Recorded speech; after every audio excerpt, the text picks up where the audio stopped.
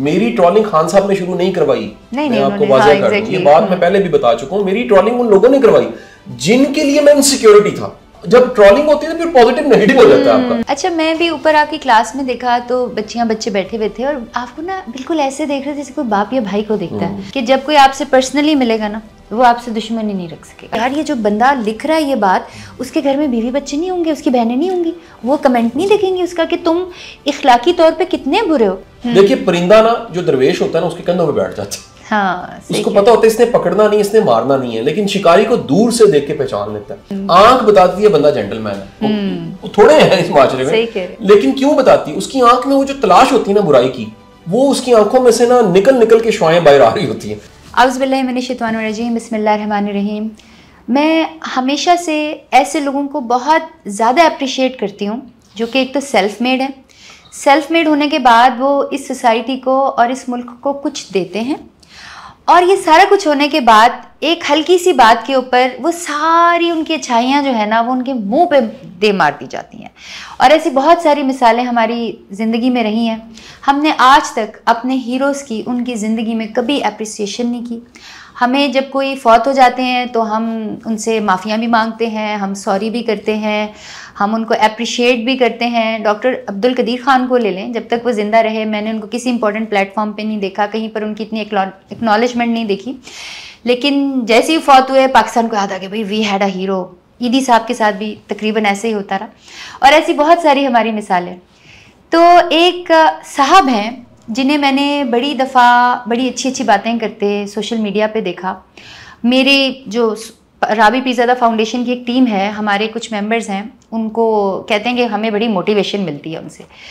तो मैंने कहा अच्छा बड़ी बात है कि एक बंदा जो है वो इतने लोगों को मोटिवेट कर रहा है। बल्कि मैं honestly I am not giving you any, मैं कोई बटरिंग वगैरह नहीं कर रही हूँ। आपको पता है मैं हर बंदे की अच्छाइयाँ और बुराइयाँ सामने ले आती हूँ।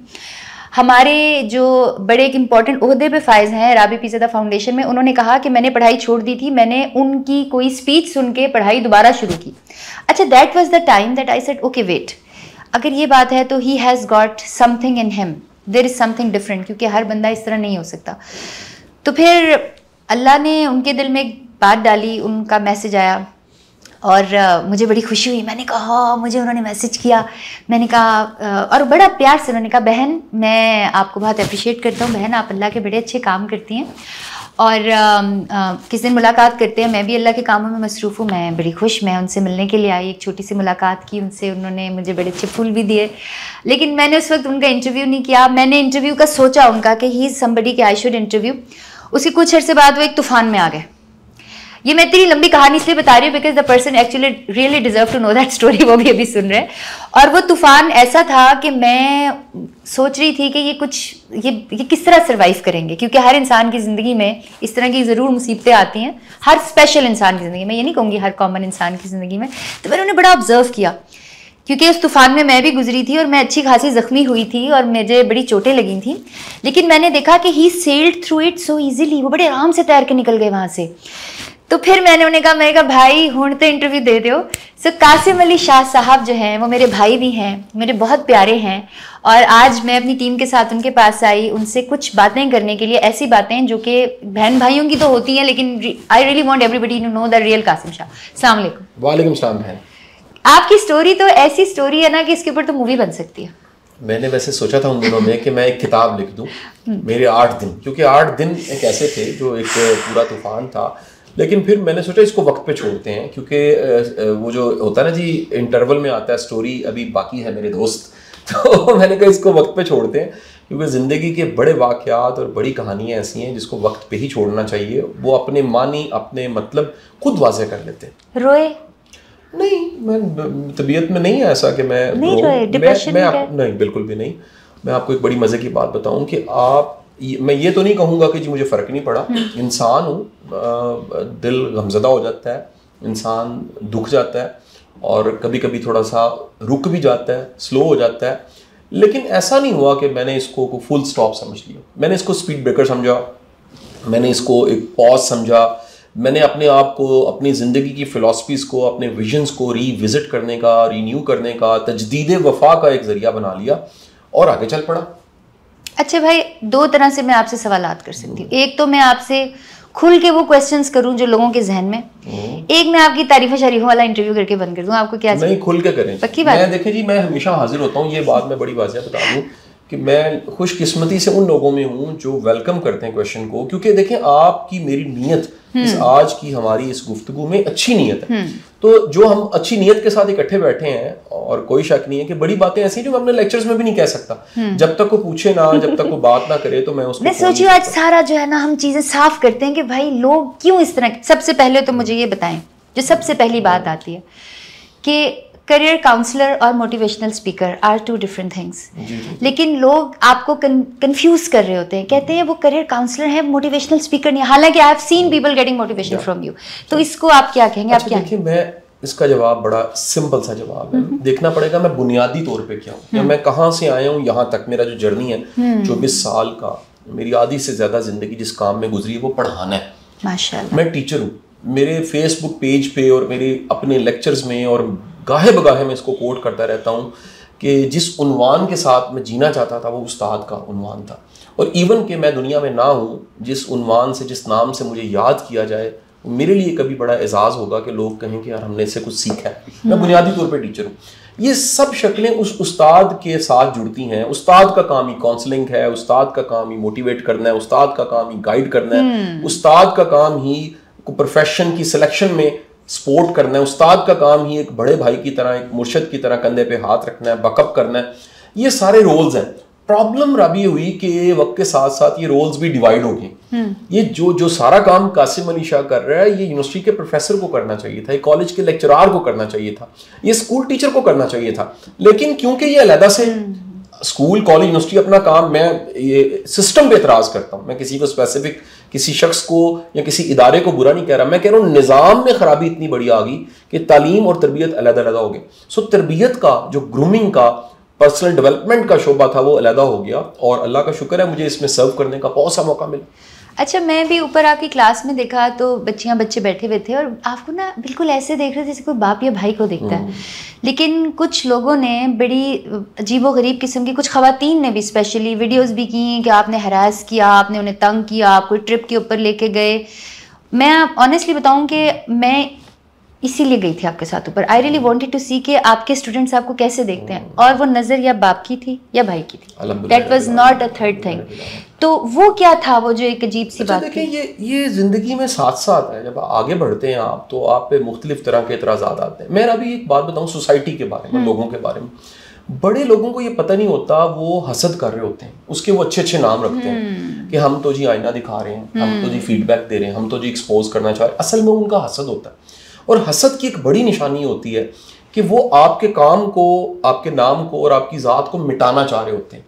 अब ये एक हसद ऐसा जज्बा है जिसके मुकाबले में आप अकेले काफ़ी नहीं हैं। आप ताकतवर से ताकतवर इंसान हैं, हसद का मुकाबला नहीं आप कर सकते।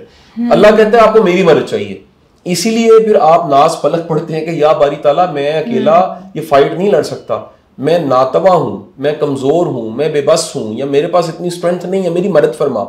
तो हसद की बदतरीन जो हालतें हैं ना, उसमें से एक हालत है बहतान लगाना।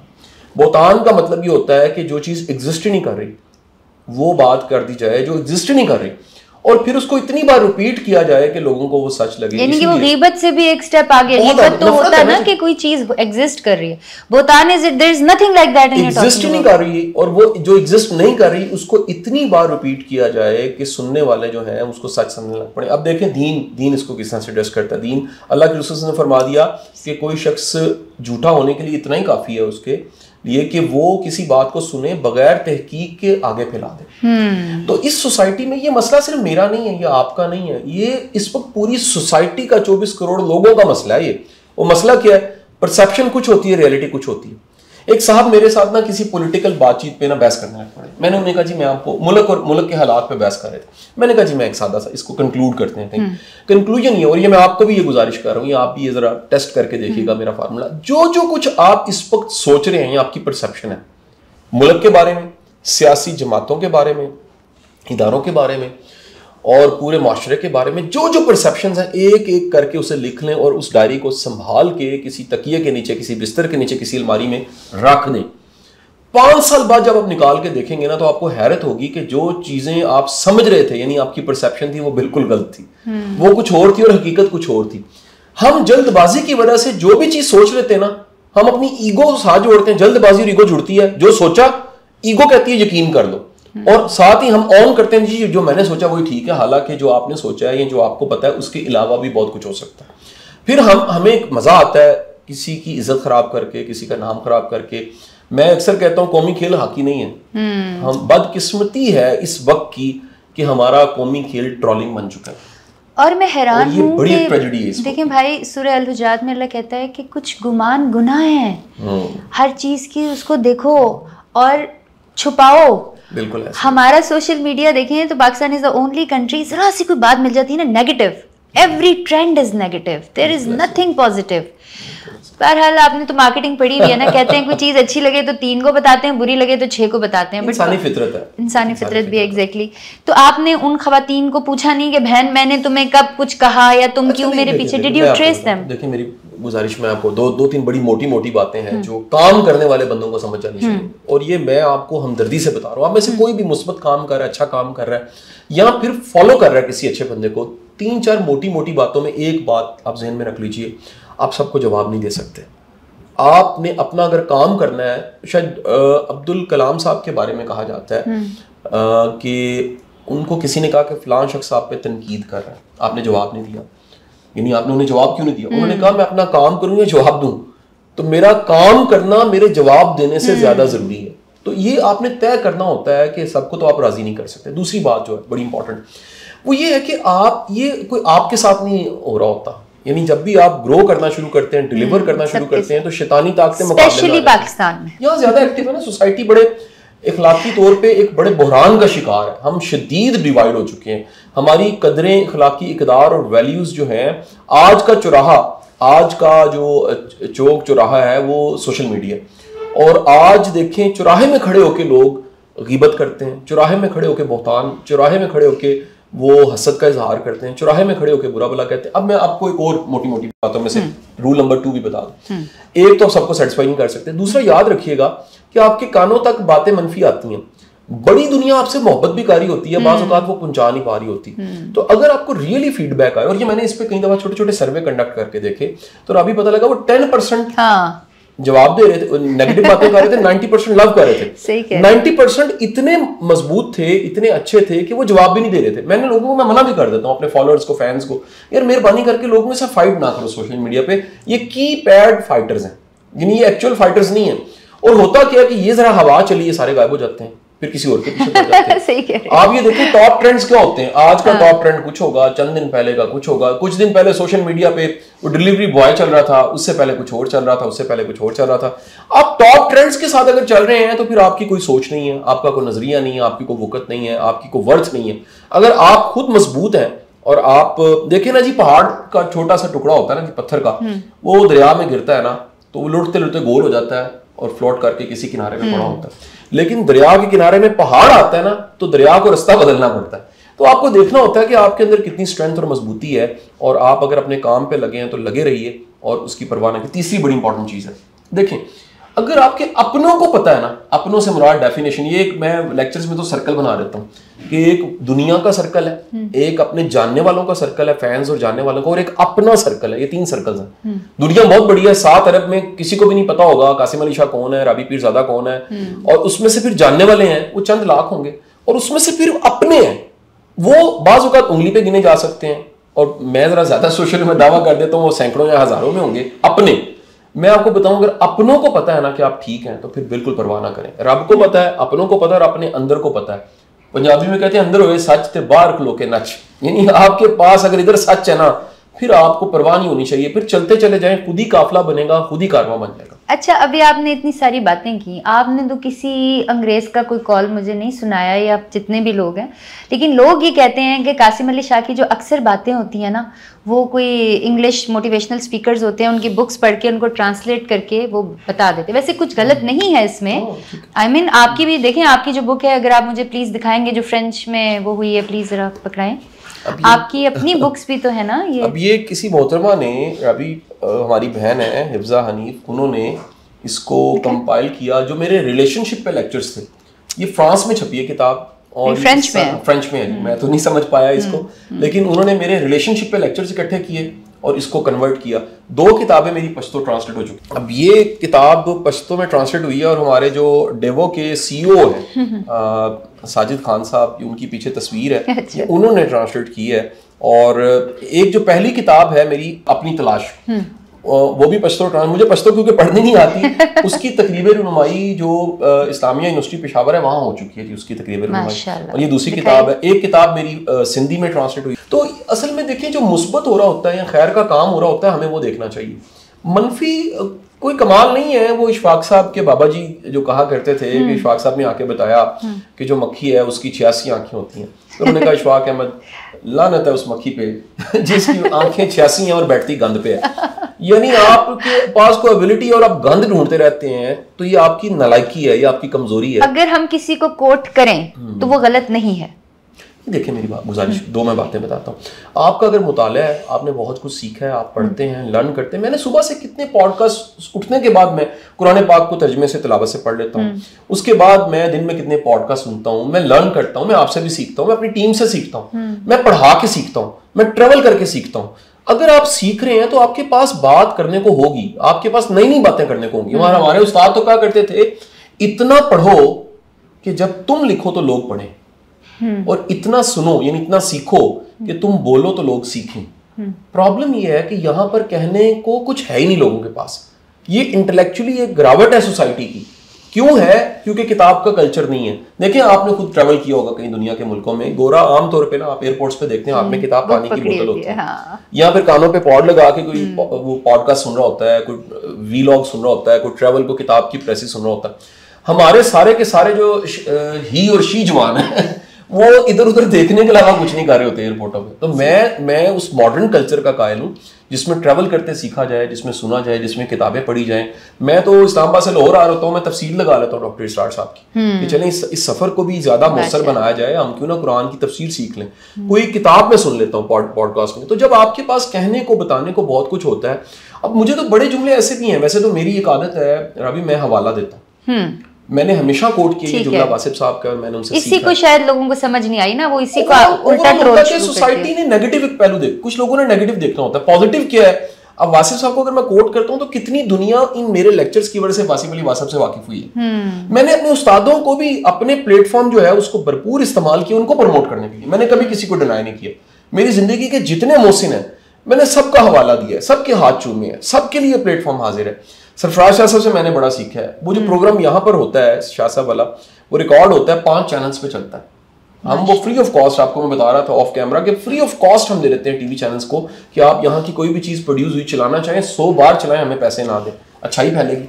अच्छा भाई, अभी आपने ये कहा कि लोगों को अगले बंदे में अच्छाई देखनी चाहिए, बुराई नहीं देखनी चाहिए, सॉर्ट ऑफ दीज थिंग्स। लेकिन आपका अगला क्वेश्चन आपको पता है, मैं यही करूंगी कि आपको इमरान खान साहब में बुराई क्यों नजर आई और आपने उनके बारे में नेगेटिव बात क्यों की जब आप लोगों को रोक रहे थे? देखिए गुजारिश, पता क्या, मैं फिर दोबारा दोहरा देता हूँ, आपकी 74 साल की तारीख का अगर कोई बड़ा लीडर है भुट्टो साहब के बाद तो वो इमरान खान है। अच्छा, यू एग्री टू दैट? मैंने ये बातें तब भी कही हैं, लेकिन जब गर्द उड़ रही होती है ना तो उस गर्द में ये नहीं पता लग रहा होता क्या कहा जा रहा है। देखिए, मैं ये कह रहा था, मेरी अगर उस टाइम की आप मेरे इंटरव्यूज नहीं, फिर मैंने बंद कर दिया 3 दिन के बाद, मैंने इंटरव्यूज देने बंद कर दिए, टीवी पे जाना बंद कर दिया। मुझे समझ आ गई कि एक दफा गर्द बैठ जाए, फिर किसी वक्त में मैंने सबसे पहले फिर 2-3 महीने के बाद मंसूर अली खान के साथ प्रोग्राम किया। ये सारी बातें मैंने उसमें बताई, उसके बाद भी 1-2 दफा बताई, आज फिर मैं रिपीट करता हूँ। देखिए, खान साहब एक बड़े इंसान है और उनका जो विजन है, उनकी जो कम्युनिकेशन स्किल है, जो एक सेकंड भाई, ये मैं रोक दूं आपको, ਤੁਹਾਡੇ ਨਾਲ कुछ होया तो साड़ी जिम्मेदारी कोई नहीं है। नहीं, पक्की गल है, मैं दिल से आपको बता रहा हूँ। देखिए, मैं जो है वो मानना चाहिए, क्योंकि आजकल आपको पता है कि कोई ऐसी बात, देखिए जो पॉजिटिव है मान। अब मैं प्रॉब्लम्स भी बता देता हूँ जो मैंने इंडिकेट किए। मेरा खान साहब से कोई इख्तिलाफ नहीं था उस इंटरव्यू में। अगर मैं दिल से कहूँ, लोगों ने क्रिटिसिज्म किन चीजों को किया, मेरी बॉडी लैंग्वेज को, टिश्यू पेपर, बॉडी लैंग्वेज को। मेरा ये कहना है कि उससे अगले दिन मैं मियां शहबाज शरीफ साहब को मिला हूँ, मेरी उसमें बॉडी लैंग्वेज देखी। मैं खान साहब का अदब करता हूँ, मैं आज भी करता हूं। पॉजिटिव नहीं लिया उन्होंने, सही कह रहे हैं। अब जब ट्रोलिंग होती है तो फिर पॉजिटिव नेगेटिव हो जाता है आपका। अच्छा, पहली बात, मेरे 3 एतराजात थे उस टाइम, 3 एतराजात थे। मुझे बताइए, आज 9 महीने 10 महीने गुजर चुके हैं, क्या वो साबित नहीं हुए? वो तीनों एतराजात साबित हुए। मेरा पहला एतराज था, खान साहब को हाईजैक किया है कुछ लोगों ने। उनकी टीम के कुछ लोगों ने हाईजैक किया हुआ है और ये सब भगोड़े थे। क्या वो छोड़ नहीं गए? सबसे पहले छोड़ने वाले वो लोग थे जो वहां पर बैठे हुए थे। खान साहब का इंटरव्यू जब मैं ले रहा था, जो लोग बैठे हुए थे जिनको मुझे बार बार रोकना पड़ रहा इंटरव्यू लेने दें, जो मोतरस थे, जिन्होंने ये ट्रॉलिंग शुरू कराई, मेरी ट्रॉलिंग खान साहब ने शुरू नहीं करवाई। मैं आपको वाज़ेह कर दूं, ये बात मैं पहले भी बता चुका हूं, मेरी ट्रॉलिंग उन लोगों ने करवाई जिनके लिए मैं इनसिक्योरिटी था, जिनके लिए एक इनसिक्योरिटी थी कि ये खान साहब के करीब क्यों हो गया। और अच्छा, टिकट वाली जहां तक बात रहेगी तो वो मैंने तमहीद पूरी बांधी। मैं टीचर हूं, मैं रिप्रेजेंट कर रहा हूं उस यूथ को, टीचर्स को। एक आम बंदा स्ट्रगल करते हुए आके इतने बड़े लीडर से टिकट मांग सकता है। टिकट मुझे नहीं चाहिए थी। जो मुझे जाती तौर पे जानते हैं उन्हें पता है कि मैंने कोई सियासत में नहीं आना इस तरह से, या मेरा कोई टारगेट नहीं। सीट तो अच्छी लगती होगी ना, तभी तो आप फिर वो अलहमरा के बन गए ना। देखिए गुजारिश पता क्या, वो को डिलीवर करने के लिए आप बनते हैं ना, आप कंट्रीब्यूट करने के लिए बनते हैं। मैं खान साहब की गवर्नमेंट के टाइम पे भी कई कमेटियों का मेंबर था, कई जगह पे बैठा हुआ था। अच्छा, वो ठीक था, लेकिन जब ट्रॉलिंग होती है तो फिर वो जो पॉजिटिव है वो नेगेटिव हो जाता है। खान साहब के टाइम पे गवर्नर ने मुझे इंडस्ट्री एकेडमी लिंकेजेस की कमेटी बनाई जिसमें 7 वाइस चांसलर थे। उस कमेटी को मैं हेड कर रहा था। अब वो पीटीआई का टाइम था। जब ये वाला टाइम आया तो मुझे असाइनमेंट दी सीएम ने कि मैं अलहमरा को हेड करूं। वो मैंने हेड किया। अब मैं आगे उससे मूव कर रहा हूं। मेरा ख्याल है वहां पर भी आइंदा दिनों में आपको नजर नहीं आऊंगा। मेरी कुछ अपनी मसरूफियात। अभी आप अलहमरा में हैं? अभी मैं चेयरमैन हूं, लेकिन मेरी अपनी जिम्मेदारियां बहन इतनी। तो वो जो लोग कह रहे थे कि वो स्टे हो गया और आपको वो, अच्छा, दैट वाज नॉट राइट। बार बार मैं आपको कह रहा हूं कि आपकी ट्रॉलिंग का मतलब यह है कि कोई एक झूठ बनाए, उसको इतनी बार रिपीट करें कि वो सच लगे। तो आज 8-9 माह हो गए हैं वहां पर अलहमरा के बोर्ड पे वो चेयरमैन का नाम मेरा लिखा हुआ है, मैं मौजूद हूं वहां पर।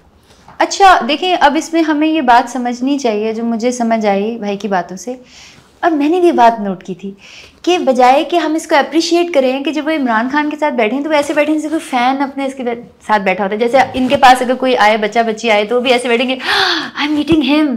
सो that was a gesture of respect and the gesture of appreciation.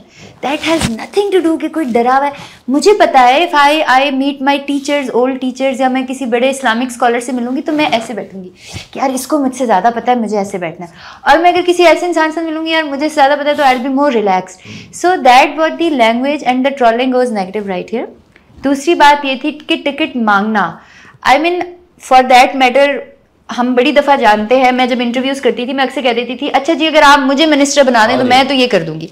So that was that contest. और तीसरी बात, टिश्यू पेपर रह गया जी ਤੁਹਾਡਾ। नहीं, मैंने बताया हुआ है कि दरअसल कह लीजिए कि बाहर सर्दी थी, मैं जब अंदर गया मैं अक्सर वैसे टिश्यू रख लूं तो मेरे पास नहीं था। अच्छा। और मैंने वो टिश्यू उठा लिया, लेकिन क्योंकि जल्दी थी मैं उससे साफ नहीं कर सका और मैंने उसको रख लिया। असल में फिर बता रहा हूँ कि एंगलिंग करके ट्रॉलिंग करने का मतलब ये कि हर चीज। अब आगे चलते हैं, मेरे और एतराज़ात क्या थे, मैं आपको बात करने दे। पहला मैंने बताया कि वो करीबी लोगों में मेरा एतराज था, ये मैंने। अच्छा, उन लोगों के लिए इनसिक्योरिटी होगी क्योंकि मैंने इंडिकेट किया, उनके लिए एक थ्रेट था कि यार एक बंदा आके। अच्छा, आपको बता दूं, इससे पहले मेरी वाले ट्रॉलिंग से पहले पीटीआई में कल्चर आ चुका था कि जो बंदा भी बात करता है उसको ये टारगेट करते थे पीटीआई वाले खुद, यानी कि कोई भी बंदा इख्तलाफ करे या एतराज करे उसको ये ट्रॉलिंग करना शुरू कर देते। अपने अंदर ये कल्चर आ चुका था। तो मैं तो बाहर से आ रहा था ना, मैं तो एक नौ वारद था। नंबर 2 मेरा एतराज ये था कि देखें सोसाइटी, माशरे आगे बढ़ते हैं फ्लेक्सिबिलिटी से, और ये जो फ्लेक्सिबिलिटी होती है ये लीडर्स की फ्लेक्सिबिलिटी और सनर्जाइज करके सबको साथ लेके चलना, इससे माशरा आगे बढ़ता है। ये बात जो मैंने कही, ये बाद में ये भी वक्त ने साबित की। मतलब खान साहब आप 9 मई से पहले जाएं तो खान साहब खुद कहना शुरू हो गया कि मुझसे रब्ता कोई नहीं कर रहा, मुझे सबको साथ मिलाना है, मैं सबको साथ लेके चलता हूँ। तीसरी बात मेरी थी वो दरगुजर के हवाले से थी, और वो भी अगेन अगर हम वीडियो लगा दें तो खान साहब की वीडियो मौजूद है जिसमें खान साहब ने कहा है कि नेल्सन मंडेला अगर ना छोड़ता। ये बातें मैंने वहाँ कही थी, जो मैंने कही थी वो बाद में खान साहब भी कहते रहे कि नेल्सन मंडेला अगर दरगुजर ना करता, माफ ना करता, फतह मक्का के बाद अगर दरगुजर ना होता तो सोसाइटी आगे ना जाती। मैं समझता हूँ कि ये एक इतना बड़ा क्राइसिस पाकिस्तान में पैदा हो गया, इस तरह का वक्त 74-75 साल में किसी ने नहीं देखा, और अल्लाह हमारे मुल्क पे रहम करे, हमारे हाल पे रहम करे। दूसरी बात ये बताऊं कि देखिए मेरी इंटेंशन, मेरी नीयत ठीक थी, मेरा अल्लाह जानता है, और इससे आप आखिरकार गुजर गए, हम फिर भी अपना काम कर रहे हैं अल्हम्दुलिल्लाह रब्बिल आलमीन। और मैं आपको बड़ी मजे की बात बताऊं, मुझे उसके बावजूद कितने पीटीए के प्लेटफॉर्म्स हैं, कितने लीडर्स हैं, उनसे लव ही मिला, उनसे रिस्पेक्ट ही मिली। मेरी सबसे ज्यादा दोस्तियों सर्कल में थी, मेरी वो दोस्तियां वैसे रही। अगर देखें वो इख्तलाफ करने वाले होते, उनको मेरी नीयत का पता था, उनको मेरे करीब जाके पता था कि कासिम क्या कह रहा है, वो मेरी दोस्तियां वैसी रही। और काश के इतना बड़ा लीडर, काश मेरी इस अर्ज को सुन लेता इस अर्ज को सुन लेता कि करीब के लोग जो हैं वो हाईजैक किए बैठे हुए थे पूरी पीटीआई को, और कोई फ्लेक्सिबिलिटी आ जाती थोड़ी सी, और थोड़ा सा एक बड़े विजन के साथ चीज़ों को सोचा जाता, तो आज हम इस हाल में ना होते। अच्छा, एक तो चलो आपके इमरान खान को जो भी था उसकी आपकी प्रॉब्लम थी, दूसरी ये थी कि why did you appreciate Shahbaz Sharif साहब? Do you really appreciate? देखिए गुजारिश वहाँ उसकी मैं माजरत मैंने कर ली थी कुछ दिन बाद टीवी पे, शायद मेरे अल्फाज का चुनाव ठीक नहीं होगा, इंसान हूँ। देखिए मैं अगर इसमें आज की इस गुफ्तगू के बाद भी कोई समझता है कि मैं कसूरवार हूँ तो मैं उससे माजरत करता हूँ। मेरी देखिए, मैं आपको अपना सीना चीर के तो नहीं दिखा सकता, आप किसी की नीयत को अंदर घुस के तो नहीं देख सकते, आप उसकी बातचीत सुन सकते हैं और आप वो जो बता रहा है उस पर आप उस पर कान धर सकते हैं, कोई नतीजा निकाल सकते हैं। बाकी वक्त बड़ा कुछ साबित करता है, मैं बार बार आपको कह रहा हूँ थोड़ा सा हमें स्पेस देनी चाहिए, वक्त साबित करता है क्या ठीक है क्या सच है। तो मेरा ख्याल है कि शायद उस एंकर का क्वेश्चन और उसको मेरा हैंडल करना गलत था। और मैं फिर आपको बताऊं, ये एक बड़ा मसला है कि इस सोसाइटी में ये शिद्दत कि आप कुछ भी कहें, मसलन आप पीटीआई के हवाले से कुछ भी कहें तो आपको फौरी तौर पे कह दिया जाए पटवारी हैं। तो मैं तो पटवारी नहीं हूँ, मैं थ्रू आउट कहता रहा यार मैं वोटर हूँ, मैं वोट मैंने दिया है, मैं लव के साथ ये बात कह रहा हूँ, मैं हमदर्दी के साथ कह रहा हूँ। तो फिर बार बार देखें इस सारी गेम में इनसिक्योरिटी किसके लिए थी? इनसिक्योरिटी उन करीब के लोगों के लिए थी जिन्होंने खान साहब को हाईजैक किया होता, और उन्होंने ट्रोलिंग शुरू करवा दी। मुझे बड़े लोगों ने बताया, उस सर्कल में बाद में लोगों ने बताया कि ट्रोलिंग बाकायदा शुरू करवाई गई थी, उन्होंने शुरू करवाई थी जो करीब के लोग थे। खान साहब के साथ मेरा एहतराम का था। और मुझे अच्छा पता है, ये लगता था कि जहाँ पर इतने बुरी बुरी चीजें आ रही ना, वहाँ पे कोई ना कोई स्टूडेंट आपके मना करने के बावजूद लिख देता था, no we love sir Qasim Ali Shah, he is a great person माशाल्लाह। और दूसरा, आपकी पर्सनैलिटी में एक और चीज़ है भाई कि जब कोई आपसे पर्सनली मिलेगा ना, वो आपसे दुश्मनी नहीं रख सकेगा, आपने अंदाजा लगा लिया होगा। अल्लाह की बड़ी मेहरबानी, अल्लाह का बड़ा करम है। मैं आपको आज वो बता रहा था कि आप किसी भी क्राइसिस से, किसी भी चीज़ से कैसे निकलते हैं। आपका सवाल है, मैं इधर उसको दोहरा देता हूँ। मेरा मानना ये है कि 3 चीज़ें ऐसी हैं जो आपको किसी भी पर्सनल क्राइसिस से, और बिलखसूस किसी भी तरह का क्राइसिस जो हम फेस कर रहे होते हैं, अगर वो 3 चीज़ें आपके पास है तो आपकी बचत हो जाती है। पहली चीज़ ईमान और तवक्कल है। अगर आपका रब पे पूरा भरोसा है कि रब आज तक पालता है और इस आज का एक कल है, जिसको कल पे यकीन है ना, वो उस क्राइसिस में से निकल जाता है। चीज़ है कि ये मेरी बातें शायद सुनने में आसान हो, अमल करने में बड़ी मुश्किल हो, लेकिन ये कारगर है। इनको हमने प्रैक्टिस करके देखा और बड़े लोगों को ये अब तो होता है कि लोग किसी क्राइसिस में आके राबी मेरे से रब्ता करते हैं, वो कहते हैं जी आप बताएं आप क्राइसिस मैनेजमेंट कैसे करते हैं। और मेरी ये सर्विस में आप सबको जो सुन रहे हैं, बिलखसूस हमारे जो लीडर्स हैं, हमारे पॉलिटिशियंस हैं, हमारे सोसाइटी को लीड करने वाले लोग हैं, हमारी शोबिज इंडस्ट्री है, मेरी फ्री ऑफ कॉस्ट ये सर्विसेज हाजिर हैं। क्यों? मैं सब यानी फ्री ऑफ कॉस्ट तो सबके लिए, ये बातें हम सबके लिए रिकॉर्ड कर रहे हैं। इनके लिए क्यों? जो लीड कर रहे होते हैं ना, उन बेचारों का चैलेंज ही होता है राबी कि उनको कोई कंधा नहीं मिलता, वो उतना ही तन्हाई का शिकार होते हैं, उन्हें कोई अपना नहीं मिल रहा होता, वो अपना पेट नंगा नहीं कर सकते। और हम ये जितने सेलिब्रिटीज हैं, हमें कोई नहीं मिलता अपना जिसके साथ हम बात करें और दुख दर्द बांट सकें। होता क्या कि आप किसी से बात करते हैं, तमाशा लग जाता है, अगले दिन वो चीज वायरल होती है। अच्छा मुझे बड़े ब्यूरोक्रेट्स ऐसे हैं जो मेरे पास आए, उन्होंने कहा यार ये प्रॉब्लम शाह साहब हम फेस कर रहे हैं, लेकिन हम किसी को बता नहीं सकते। तो अल्लाह के करम से, अल्लाह के फजल से मेरा ये जो प्रोफेशन की साइड है, काउंसलिंग की, कोचिंग की, इसमें सबसे इंपॉर्टेंट किसी का जो है ना वो कॉन्फिडेंशियल रखना है, किसी का मैटर। वो मैं अक्सर कहता हूँ कि कितनी कहानियां, कितनी दर्द भरी कहानियां और कितने दुख ऐसे हैं जो मेरे साथ है, मेरी कब्र तक चले जाएंगे, जो लोगों के मैंने सुने। और इखलाकी तौर पे ये गलत है कि आप किसी को सुने और उसके बाद आप कोट करें। तो मैंने कभी किसी को इस तरह कोट नहीं किया। मैं समझता हूँ ये पर्दा है उसका और उसके रब का पर्दा है। क्या पता आप उसे गाइड करें, उसका एहसास से गुनाह खत्म हो जाए, उसका दुख कम हो जाए। हम किसी को खुशी नहीं दे सकते, चले दुख ही कम कर दें। हम किसी के लिए कुछ अच्छा नहीं कर सकते, दुआ ही कर दें। अवाम की आंखें नहीं खुलती। इन्होंने आमिर लियाकत को मार दिया, दे किल्ड, और इनको क्या लगता है कि इनसे क्वेश्चन नहीं किया जाएगा। जो उसने किया, he is answerable to his deeds and you will be answerable to yours. आपसे ये पूछा जाएगा आपने क्या किया, ये नहीं पूछा जाएगा आमिर लियाकत ने किया, उसने जो किया सो किया, तुमने क्या किया, फलाने ने क्या किया, राबी पिज़्ज़ादा ने क्या किया, कासिम अली शाह ने क्या किया। ये वाले क्वेश्चन हमसे पूछे जाएंगे, तुमने क्या किया। आजकल कासिम भाई, मैं हैरान हूँ कि लोग जो अच्छी फैमिली वाले हैं, वो पीटीआई के हों या नून लीग के हों या और भी वटेवर जो मौलाना साहब हैं उनके पार्टी के लोग हों, सबकी इतनी गंदी ज़बान है एक दूसरे के बारे में, एक दूसरे के फैमिलीज़ के बारे में। और फैमिलीज बीवियों को ट्रोल कर रहे होते हैं इतनी बुरी तरीके से। और मैं सोच रही होती हूँ यार, ये जो बंदा लिख रहा है ये बात, उसके घर में बीवी बच्चे नहीं होंगे, उसकी बहनें नहीं होंगी, वो कमेंट नहीं देखेंगे उसका कि तुम इखलाकी तौर पर कितने बुरे हो। इस कौम का इखलाक बुरा है और इस कौम का इखलाक हमें ठीक करना है। मुझे बड़ी खुशी होती है कि आप स्टूडेंट्स को पढ़ा रहे हैं। एक आपसे रिक्वेस्ट करूंगी, जो मैंने नेचुरली, अब बाहर चले जाए ना, अभी आप बाहर चले जाए तो आप जो लड़के गुजर रहे होंगे ना, वो खातून को देख के अपनी नजरें नीचे नहीं करेंगे, वो उसको घूरते रहेंगे जब तक वो गुजर नहीं जाएगा, वो उसको घूरते रहेंगे। तो आपने इन बच्चियों को बताना है कि वो ऐसी माएँ बने कि अपने बच्चों को समझाएं कि वो औरत बिकनी में भी जा रही है ना, स्कर्ट में भी जा रही है, शलवार कमीज अबाया छोड़ो, तुमने उसकी तरफ नहीं देखना। इतनी मजबूती होनी चाहिए। yes. अच्छा बहन, मैं वापस उस टॉपिक की तरफ आऊँ। पहला तो आपका तवक्कुल और तवक्कुल खुदा है। मैं आपको ये बताता जो ये हमारा जो सारी बातचीत है, ऑडियंस को ये पता लगनी चाहिए, ये नेचुरल है। हमें ना इनको सवालों का पता है, मुझे जवाब मुझे नहीं पता था आज ये बातचीत उन्होंने करनी है। मेरे साथ तो सिर्फ बहन ने इतना तय किया था कि कासिम भाई मैंने आना है, मैंने आपका इंटरव्यू रिकॉर्ड करना है। लेकिन मेरा हालांकि अगर इसका कुछ थंबनेल या टाइटल बनाया जाए तो वो क्राइसिस मैनेजमेंट बनाया जाए। अगर आप किसी किस्म का क्राइसिस देख रहे हैं तो उसको कैसे मैनेज करें, नेचुरली रिकॉर्ड हो गया। और उसमें हम लोगों ने अपनी, हम जो मिसालें मैं दे रहा हूँ, ये यकीन कीजिए मैंने 8-9 वहां जवाब नहीं दिया।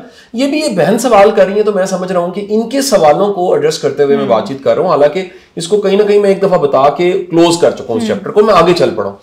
अच्छा, दूसरी जो चीज आपको बचाती है ना क्राइसिस में से, वो है आपका सोशल सर्कल। अच्छा, इसकी मैं मिसाल देता हूँ। जो कील होता है ना, पानी के ऊपर रखा जाए डूब जाता है, लेकिन अगर किसी लकड़ी के तख्ते में कील को लगा के उसको पानी पे रखा जाए तो वो तैरता रहता है।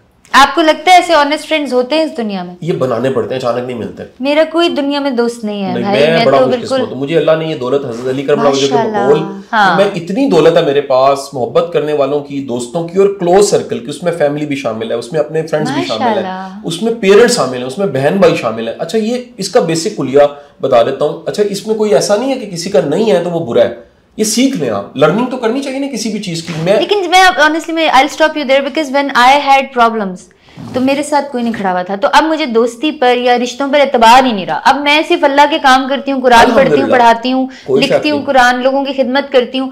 मेरी कोई पर्सनल लाइफ नहीं, मेरा कोई दोस्त नहीं, मैं किसी रिश्तेदार से नहीं मिलती, अपने माँ बाप से मिलती हूँ। वो they have always been with me. ये बुनियादी तौर पे आपकी स्ट्रेंथ है। आप इंट्रोवर्ट होंगी ना, कुछ लोग इंट्रोवर्ट अब हो गई हूँ, पहले नहीं थी। एनर्जी मिलती है इंट्रोवर्जन से, लेकिन मैं तो बीमार हो जाऊंगा लोगों का नाम मेरे तो जब तक मैं सोशल नहीं होता, मतलब मेरा तो बस नहीं चल रहा होता। अल्लाह की रहमत से मेरी रवि इतनी सोशल स्किल्स अच्छी हैं कि अगर अनजान रास्ते में जा रहा है ना तो 5 मिनट के अंदर मैं उससे कनेक्शन बना, और दोस्त बन जाएगा आपका। मैं कहता हूँ दोस्त तो नहीं, लेकिन मेरा कनेक्शन बन जाएगा। दोस्ती एक बहुत बड़ा वर्ड है, लेकिन वो एक जो कनेक्शन का लेवल है ना, ये मैंने कई दफा गाड़ी में जाते हुए मेरे बच्चों ने, उन्होंने ये मैंने बात की, उन्होंने जी पापा ट्राई करते हैं, पापा ये जो रिक्शा वाला जा रहा है इससे आप बातचीत करके दिखाएं। तो मैंने गाड़ी स्लो की है, उससे हेलो किया है, और 5 मिनट के अंदर, चंद मिनटों में उसके साथ एक ऐसी रेपो बिल्ड की है कि वो कंफर्टेबल हो गया।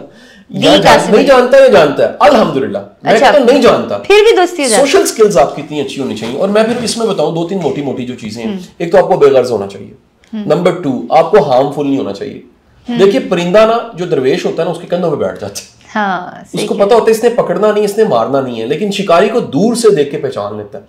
आप में खुद इतना अमन और सुकून होना चाहिए कि आपके इर्द गिर्द, वो होता है ना, पुराने बाबू की तस्वीरें बनी होती थी कि चिड़ियों ने घोंसले बना दिए उनके कंधों पे, और वो अपनी जगह पे खड़े रहे, चिल्ला काट रहे थे, दरख्त की एक छाल पकड़ के ऐसे खड़े थे बुजुर्ग, और उनके कंधों पे चिड़ियों ने घोंसले बना दिए। आप चिड़ियों की बातें करें, मैं तो सांपों मगरमच्छों शेरों में रहने वाली बंदी हूँ, मुझे चिड़ियों किधर समझ आ रही। तो नतीजा क्या है कि आपका सोशल सर्कल वो कुर्बानी से, वो सैक्रिफाइस से, वो मोहब्बत से, वो बेलोस होने से, वो अल्लाह के लिए रिश्ते करना। मुझे लगता है हम किसी के लिए अच्छा करते हैं ना, वो बुरा करने जरूर आपके सामने दोबारा आता है। मेरा तो मैं दूसरों के लिए अच्छा करती हूँ। वो लर्निंग है। फिर आप सिला ना लें उनसे ना। देखिए, हम क्यों सिला लें? नहीं, सिला ना भी लो तो वो कोई नेगेटिव चीज जरूर आपके पास आती है, दिल तो दुखता है ना भाई, इंसान है। देखिए, ये 100 में से कुछ आने होगा ना, लेकिन हम सबको रिजेक्ट नहीं कर सकते ना, जीना तो इधर ही है। फिर हमें एहतियात करनी है, हमें लर्न करना है। वासिफ साहब का बड़ा अच्छा जुमला, मेरे उस्ताद है, वासिफ फरमाते हैं, तुम किसी की बेवफाई का तज़किरा कर रहे हो और यहाँ गिला कर रहे हो, तुम गिला अपनी अक्ल का करो जिसने बेवफा को अपना समझा। यानी हमें कमी होती है, वो हमारी जो कमी, हमारी कोताही हम किसी पे क्यों डाल रहे हैं? हमारी जांचने की एबिलिटी ठीक नहीं थी, हमारी परखने की एबिलिटी ठीक नहीं थी, या हमने वो जो मोमिन एक सुराख से 2 बार नहीं डसा जाता, हमने वक्त पे नहीं सीखा। जब नहीं सीखा तो नेचर हमें दोबारा सिखा रही होती है कि सीखो, ये तुमने नहीं सीखा, दोबारा सीखो। तो 2 चीजें होगी जी। पहला, तवक्कुल ईमान आपको क्राइसिस में से निकाल देता है। Number 2 social circle. नंबर 3 खिदमत, सेवा। देखें, बला को टालने वाली चीज सदका है, हदीस के अल्फाज हैं। बिल्कुल। और सदका को हम महदूद नहीं कर सकते सिर्फ पैसों तक और रोटी तक और चावल तक और बिरयानी तक। मुस्कुराहट को भी सदका कहा गया। यानी दरअसल किसी के लिए आसानी पैदा करना, किसी को खुशी देना, किसी के लिए कंफर्ट पैदा करना, किसी को कंप्लीमेंट करना, किसी के लिए कोई क्वेश्चन ऐसा बनाना कि उसको आसानी मिल जाए, ये सदका है। अच्छा आप मुझे बताएं ना, आपको लेक्चर देते हुए तो पूरी दुनिया हर वक्त देखती रहती है, आप कितने माशाल्लाह चैनल्स हैं और इतनी ज़्यादा व्यूअरशिप है, मैं तो आपके वो गोल्डन तो सिल्वर बटन ही नहीं काउंट कर सकी माशाल्लाह यूट्यूब के। What is Qasim Ali Shah when he is himself? I mean आप अपने आप को क्या कहेंगे? आपको बहुत बुजुर्ग से अपने आप को लगते हैं, आप एक छोटा सा बच्चा सा है जो कि केयर फ्री सा है, व्हाट आर यू एक्चुअली? अच्छा देखिए, गुजारिश ये है, मैं वही हूँ जो बोल रहा हूँ इस वक्त। इस चीज की गवाही नहीं, मैं आपको बड़ी मजे की बात बताऊं, मेरे जो करीब से जानते हैं मैं फनी हूँ, मतलब ये कुछ सीरियस गुफ्तगू तो नहीं है, मैंने कोई ऐसी मुश्किल बातें नहीं, यानी कि इतने ही डीप रहते हैं। What do you do for fun? स्टेट तो यही आप क्या करते हैं? Any hobby, anything lighter? Learn करता हूँ, सीखता हूँ, कनेक्ट करता हूँ, काम आता हूँ।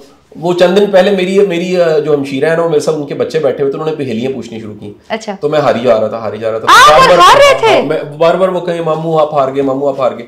तो मैंने अपनी हमशीरा को कहा देखो बच्चों से हारने में भी मजा है, तो मैं इतना बेवकूफ नहीं हूँ कि मैं जीत जाऊं, मैं समझदार हूँ, मुझे पता है इनको जिता के और मामू का हारना इस वक्त कितना जरूरी है। ये इटसेल्फ एक एक्सपीरियंस है कि वो बड़े होकर कहेंगे कि मामू से हम पहेलियां पूछते थे और ये हार जाते थे, तो जब उन्हें पता लग गया था कि मामू को असल में जवाब पता था, वो कॉन्शियसली हारते थे। दिन होता है वो आपको इतना हैवी गुजरता है जी, इधर से ये बड़े लोग आ रहे हैं, ये इनसे मिल रहे हैं, ये स्टूडेंट से मिल रहे हैं, I mean you have very I mean lot of people around you माशाल्लाह। वो कौन सी मोमेंट होती है that is only for you, nobody else? देखें, इबादत आपकी तन्हाई आप और रब है।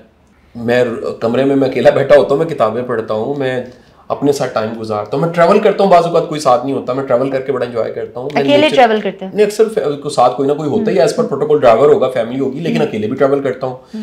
नेचर के साथ मेरा बड़ा कनेक्शन है, अपने लॉन में बैठ के गीले घास पे नंगे पाँव रखने का बड़ा मजा आता है। टाइम कहाँ से मिलता है आपको? मैनेज करना है, काम के वक्त काम है, ये काम का वक्त है, 9 to 5 टका के काम करें, घर जाएं टका के, फैमिली को टाइम दें। 9 to 5 के बाद नो वर्क? मैं नहीं, फिर फैमिली टाइम में मैं कभी इंटरप्ट नहीं होने देता, मैं माजरत कर लेता हूँ, I am sorry not available. मैं घर पे नहीं हूँ किसी को अवेलेबल, मेरा दफ्तर ही मेरा घर है, मेरा दफ्तर ही पब्लिक के लिए है। ये इतना बड़ा कैफेटेरिया है मिलने के लिए कि जो आता है, जो कहता है खाना हम बाहर खाते हैं, मैं कहता हूँ यहीं खा लो। मैंने देखा माशाल्लाह। अच्छा कासिम भाई ये बताएं, आप टीचर भी हैं, आप स्पीकर भी हैं, आप एक कंपनी के CEO भी हैं, इन चीज़ों को हम सेपरेट रखें। ये बताएं कि आप बाप अच्छे हैं, बेटे अच्छे हैं, भाई अच्छे हैं या शौहर ज्यादा अच्छे हैं? इसका देखें, इसकी I mean, but the feedback इसका तो फीडबैक घर से आ सकता है। नहीं, वैसे आपको क्या लगता है कौन सबसे ज्यादा खुश है? बेगम तो कदे खुश नहीं होती, मेरा ख्याल है इसमें जो रोल है ना एज फादर का, वो मैं इसलिए कहूंगा अच्छा है कि उसमें मेरा एक्सपोजर दुनिया के साथ बड़ा है, या मेरे अपने भी तजर्बे शामिल हैं। तो मैं कोशिश करता हूँ, अब सुबह में मेरा बेटा मेरे पास बैठ के, आज का वाकया मैं बताता हूँ, उसे अचानक आज सैटरडे को सुबह ख्याल आया कि मैंने कॉपियां दिखानी है अपनी, जो वो कलर्स कर रहा है, होमवर्क कर रहा है, और मैंने वो आधा घंटा बच्चा बन के जो उसके साथ टाइम गुजारा, फिर उसको रंग भरने सिखाए कि पेंसिल को इस तरह चलाते हैं। मैं असल में वो आर्ट तो आपकी फील्ड है, स्केचिंग पेंटिंग आपकी फील्ड, लेकिन मेरी स्टूडेंट लाइफ में मेरी ड्राइंग बड़ी अच्छी थी। अच्छा। मैं इसको पॉलिश नहीं कर सका, लेकिन मेरी ड्राइंग या मेरा स्केच करना, वो जब मेरा कोई साइन देखता है या मेरे पेज पे आपको जाते हुए किताब भी लिख के देनी मुझे याद आया, तो आप कहेंगे कि इसमें कोई सिमेट्री है, इसमें ब्यूटी है, वो जो एक नेचुरल फ्लो है लिखने का। I'll check that. ये आपने चेक करना है। तो वो जो स्केच करना है ना, मैंने उसको बेटे को बताया कि बेटे ऐसे स्केच करना। आपने सिखाया इसको? मेरे पास भेज दे, मैं सिखा दूंगी। मैं भेज देता हूँ। ठीक है माशाल्लाह, ठीक हो गया। तो ये एक जो फादर वाला रोल है, कंप्लीमेंट करना है, कंफर्ट देना है, साथ रहना है, उनकी मुश्किलों को आसान करना है, अच्छा ओवर पैम्पर भी नहीं करना, जो रियल चैलेंज है उसके बारे में बताना है, वैल्यूज सिखानी है, और नंबरों की रैट रेस के पीछे नहीं भगाना। मैं खुदा के लिए आप सबसे सुनने वालों से रिक्वेस्ट करूंगा, अपने बच्चों को सिर्फ रट्टू तोते ना बनाएं, उन्हें आज के ज़माने की स्किल्स दें, उन्हें बताएं दुनिया किधर जा रही है, आज किस तरह के लोग चाहिए, नया ज़माना आ चुका है, टेक्नोलॉजी क्या है, चैलेंज क्या है। अच्छा, आप पूरी दुनिया के बच्चों को बताते हैं। मैंने आपको, मुझे याद आ गया, एक नज़र से गुजरा था कि 4 घंटे से ज़्यादा मोबाइल यूज़ करो तो तुम्हें एडिक्ट हो। आपका मोबाइल का स्क्रीन टाइम 4 घंटे ज़्यादा होता है? मेरा एवरेज जो पिछले हफ्ते का है वो मैं बताता हूँ आपको, वो था तकरीबन 3 घंटे 40 मिनट का। बच गए। मैं बताता हूँ अब है क्या, वो इसलिए है कि मेरा सारा बिजनेस ही मोबाइल पे है ना। आप ये देखें कि मुझे आबिद ने थंबनेल भी दिखाने हैं, मैंने अपनी वीडियोस को सुनना है, फिर अपलोड होना है, फिर मैंने डेली की जो पोस्टें लग रही हैं, 12 फेसबुक पेज का मतलब है हर पेज पे अगर 12 पोस्टें बनाए तो 150 पोस्टें बनती हैं। कितनी पोस्टें देखनी है, कितनी वीडियोस का फीडबैक देखना आप वो करते हो? नहीं, देखिए कुछ चीजें मुझे खुद भी देखनी पड़ती है ना। बेशक के मैनेजर्स हैं, आबिद अपनी जिम्मेदारी निपटाता है, हिना जिम्मेदारी, CEO हमारे बड़े अच्छे उसामा तैयब साहब, हमजा बड़ा काम करता है, लेकिन कुछ काम है जिनको मैंने मॉनिटर करना है। अगर मेरे सामने एक मेन पायलट के सामने उसका डेस्कटॉप नहीं है और उसके सामने चीजें नहीं है तो वो काम नहीं कर सकता। तो वो फिर ना चाहते, या मैं सुनता भी हूँ, मैं वीडियो सुनता हूँ, मैं पॉडकास्ट सुनता हूँ, मैं नई नई चीजें ढूंढता रहता हूँ, मैं सर्च करता हूँ, मैं पर्पस के साथ इस्तेमाल करता हूँ। और मोबाइल के बारे में अक्सर ये बात मैं आपके सामने इसलिए कह रहा हूँ, पहले भी कह चुका हूँ, किसी की औकात देखनी हो तो उसका सर्च बटन दबा दें। अच्छा, YouTube का सर्च बटन दबाएं या गूगल का सर्च बटन दबाएं, उसकी औकात निकल के सामने आ जाएगी। चेक करने की जरूरत नहीं है। क्योंकि हमारी बहनें अंगूठा लगा के खामन का मोबाइल चेक करना चाहती हैं, बंदे की असल औकात उसकी सर्च में होती है। जो तलाश है बंदा वही है। देखिए ना, निगाहें पहचानी जाती हैं। आप खुद बड़ी जीनियस हैं, आंख बताती है बंदा जेंटलमैन है। वो थोड़े हैं इस माशरे में, लेकिन क्यों बताती है? उसकी आंख में वो जो तलाश होती है ना बुराई की, वो उसकी आंखों में से ना निकल के शुआएं बाहर आ रही होती हैं। और जो अच्छाई होती है ना, वो भी आपकी पर्सनैलिटी में, आपकी नॉन वर्बल लैंग्वेज में कहीं ना कहीं पता लग जाती है कि यार ये जेंटलमैन इंसान। अच्छा, मैं छोटी छोटी सी बात करूंगी, so we just wrap up the interview. खाना बनाना आता है? नहीं, मैं कुछ चीजें बना लेता हूँ। मैं ऑमलेट बड़ा अच्छा बना लेता हूँ, चाय बना लेता हूँ, ब्रेड टोस्ट गर्म कर लेता हूँ, पकोड़े बना सकता हूँ, कुछ बड़ी बुनियादी चीजें, आलू भूनने आते हैं बस। नहीं, लेकिन मुझे अब ये ना कोई हायर कर ले इस काम के लिए कैसा बना तेरा खाने का है। नहीं, उसकी वजह से है कि इतने को काम आपके बारे में कहा जाता है आप सब काम करते हैं। नहीं, मैं कोई दावा नहीं करता, बड़े काम मैं नहीं कर सकता, लेकिन ये बड़े बेसिक चीजें हैं। क्योंकि जो स्टूडेंट लाइफ थी उसमें भी, और मैं बड़ा बेटा था, अम्मा के साथ मैं कपड़े धो लेता था, बर्तन धो लेता था, और ये इस तरह के काम तो मैं कर लेता था। अम्मा खुश होती हैं आपसे, राजी हैं? अल्लाह का बड़ा शुक्र, मैं बड़ा खुशकिस्मत इंसान हूँ। मेरी जिंदगी की ये बहुत बड़ी कमाई है। मेरे वालिद साहब वालिदा मुझसे बड़ी मोहब्बत करते हैं, और मैं आप सबसे गुजारिश करूँ, मेरा कुलिया ये है दुआ लेने का, कि आपको ना माँ बाप को ये नहीं कहना चाहिए मेरे लिए दुआ करें, आपको अपनी हरकतें ठीक करनी चाहिए कि वो खुद करें, वो दुआ करें। एक तो नेचुरल माँ बाप में कशिश होती है औलाद के लिए, इमोशंस होते हैं, लेकिन आपका काम ऐसे होने चाहिए, या आप उनको सपोर्ट ऐसा करें, उनको दुख ना दें। बुढ़ापे में आप भी अगर दुख दे रहे हैं तो फिर उनका बुढ़ापा खराब हो गया, तो उनको आप कम्प्लीमेंट करें, आसानी दें, उनकी रिस्पेक्ट करें। बच्चों की सिर्फ शॉपिंग नहीं होती, माँ बाप को भी शॉपिंग की जरूरत होती है। हाँ। बच्चों को सिर्फ दुनिया, मैंने अपने वालिद साहब को कितने मुल्क दिखाए। अच्छा। मैं टूर्स पे, मेरे दोस्त जब जाते हैं 100-150 लोग मेरे साथ जाते रहे हैं, मैं अब्बा जी को साथ लेके जाता हूँ। अब भी कई जगह चीफ गेस्ट मैंने जाना होता है, अब्बा जी को साथ लेता हूँ, वहां जाके अनाउंस कर देता हूँ। वालिद साहब मेरे वापडा में जॉब करते रहे, और एक दफा मेरा वापडा उसमें लेक्चर था, मैं अब्बा जी को लेकर, मैं चीफ गेस्ट शील्ड मैंने उनको दिलवाई, और उन्होंने घर में वो तस्वीर लगाई हुई है कि उस दिन चीफ गेस्ट मैंने अब्बा जी को किया। कई जगह पे मैं साथ ले जाता हूँ, कई जगह पे साथ मिलवाता हूँ। जितने रिबन कटिंग्स हैं, ये भी आपको, मैं किसी मिनिस्टर से नहीं करवाता, आज तक मैंने नहीं करवाई। ये मेरे बारे में मशहूर है, मैंने हमेशा फीता कटवाया है, तो वो मैंने अपने वालिद से, वालिदा से कटवाया। बल्कि मैं आपको अगर इजाजत देता हूँ वो कब भी दिखाता हूँ। अब्बा जी अम्मा जी की वो सारी फीता कटने की तस्वीरें भी हैं, ये देखिए जितनी दफा। ये आपके अब्बू हैं? ये वालिद साहब हैं, ये वालिदा हैं, ये वालिद साहब, ये मुख्तलिफ, देखिए पुरानी ये तस्वीरें हैं। आपको उन हीरोज को दिखाना चाहिए जिन्होंने आपको बनाया है। मैं अक्सर कहता हूँ कि मेरे अंदर जो अच्छा है उसका क्रेडिट अल्लाह ताला को जाता है, अल्हम्दुलिल्लाह रब्बिल आलमीन। और दुनिया में अगर मैं कहूँ तो वो क्रेडिट मेरे माँ बाप और टीचर्स को जाता है। और जितना बुरा है मैं उसका क्रेडिट लेता हूँ, जी वो मेरी नालायकी है, मेरी कोताही है और मेरी कमी है। जो अच्छा है वो सारा मेरे रब की मेहरबानी है, मेरे वालिदैन और टीचर्स का कमाल है। माशाअल्लाह। चलें, हमें बहुत अच्छा लगा। और कासिम भाई के साथ मैं आपको सच्ची बताऊं तो मैं उनकी लिटरली बहुत इज़्ज़त करती हूं, और ये एक ऐसे भाई हैं जो इंसान को समझते हैं। अगर आपको उनसे कोई गुस्सा है, इख्तिलाफ है, आप इनसे एक दफ़ा मिलेंगे ना तो आप सारी चीज़ें छोड़ देंगे, आप कहेंगे मेरा he is right about that, he becomes friend of everybody. और आप लोगों से यही कहूँगी कि अच्छा गुमान रखो, हम मुसलमान हैं, हम एक उम्मत है, हमें ये अच्छा नहीं लगता, हमें ये ज़ेब नहीं देता कि हम दूसरे मुसलमान को इस हद तक तंग करें कि वो बेचारा मेंटली डिस्टर्ब हो जाए। हम करते हैं, the fact is we do, and we even जो नहीं करते वो इन्जॉय करते हैं उन कमेंट्स को रीड करके। अपने अंदर पॉजिटिविटी लेकर आए, क्योंकि पाकिस्तान ये ईंट मट्टी गारा कचरा ये सब कुछ नहीं है। पाकिस्तान हम हैं जो सांस ले रहे हैं, जो सोच रहे हैं। This thought is Pakistan. So आप सबका बहुत शुक्रिया। Keep watching the channel. अल्लाह हाफिज़। अल्लाह हाफिज़।